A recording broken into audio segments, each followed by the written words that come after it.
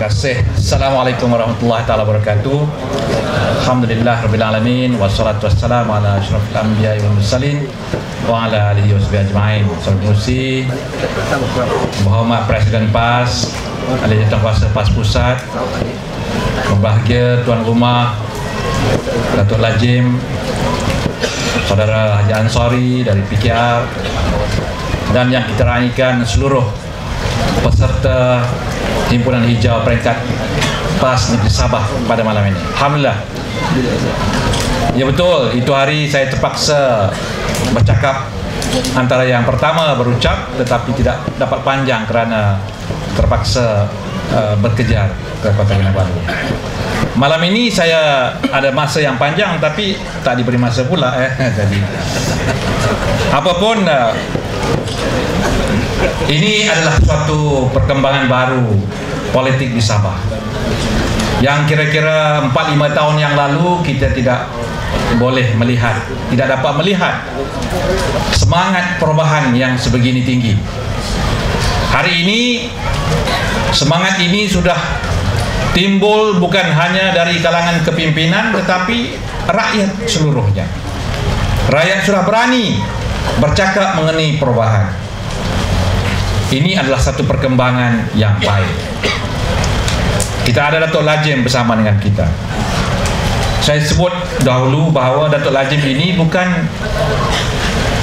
bertukar kedudukan kerana terdesak ataupun mengambil keputusan serta-merta, tapi telah memikirkan lama.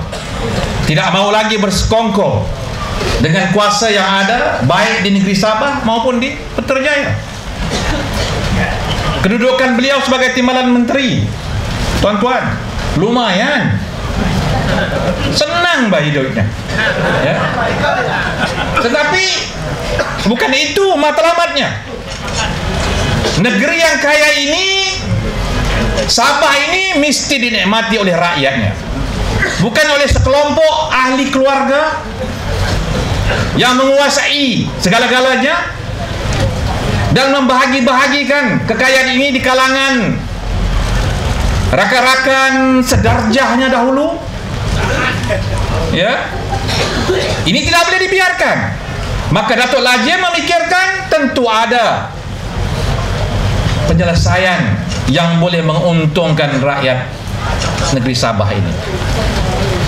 Maka kita mengalu-alukan kehadiran beliau. Beliau tidak melompat partai.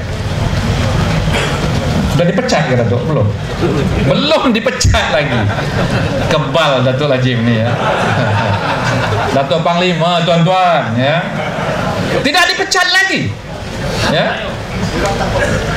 Tetapi dunia sudah tahu beliau tidak lagi bersama-sama dalam perjuangannya dengan parti lama beliau. Maka kita hari ini berhimpun untuk meneruskan perubahan dan gerakan perubahan ini. Tuan-tuan datang dalam suasana lembab ini, hujan. Ada yang dibayar tadi ke? Seperti ke Bukit Jalil malam tadi. Katanya di Bukit Jalil ada hadiah menunggu 1 juta, cabutan bertuah. Uang mana diambilnya uang rakyat ni tuan-tuan? Kaki tangan kerajaan. Katanya secara sukarela tetapi dipaksa rela untuk hadir, namanya diambil. Kalau tidak ambil akan digunakan perintah am. Ada bahagian-bahagiannya mereka akan dianggap ingkar. Lalu Najib menepuk dada. Himpunan malam tadi berjaya 150,000 orang. Tahniah aku katanya ya. Kemudian Menteri yang sangat kuat membodek beliau mengatakan bahawa malam tadi 3.2 juta tweet. Rekod. Malaysia ini bikin rekod bukan-bukan ya. Dalam masa 1 jam sejumlah 3 juta tweet ke arah ya akaun Najib itu, seolah-olah itulah sokongan kuat. Lalu hari ini dibicarakan isu ini, katanya itu banyak yang di spam, yang menggunakan ya aplikasi menambah penghantaran tweet ini secara otomatik untuk memberikan gambaran kehebatan Perdana Menteri kita. Itulah. Lalu hari ini dengan segala kesombongannya Najib mengatakan bahwa pembangkang tidak layak untuk memerintah karena tidak ada pengalaman. Ya bagilah pengalaman itu nanti, ya. Dan yang keduanya, ini Putrajaya bukan hak pembangkang yang membinanya, Barisan Nasional. Ini hujah budak-budak, tuan-tuan. Kita mau ke Putrajaya bukan kerana bangunannya.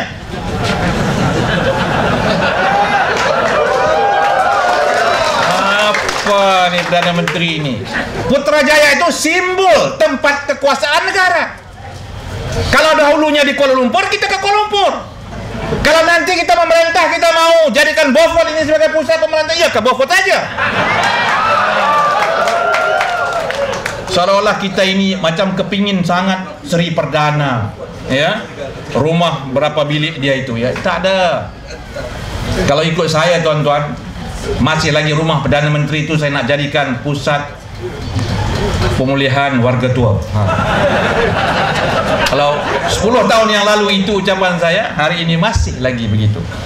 Jadi bukan itu tujuan kita. Kita nak ke sana untuk mengubah pemerintahan. Dan insya Allah dengan gabungan yang ada ini dari parti-parti Pakatan Rakyat dan pihak-pihak yang memberikan sokongan, kita boleh melakukan. Ini kalilah, ya.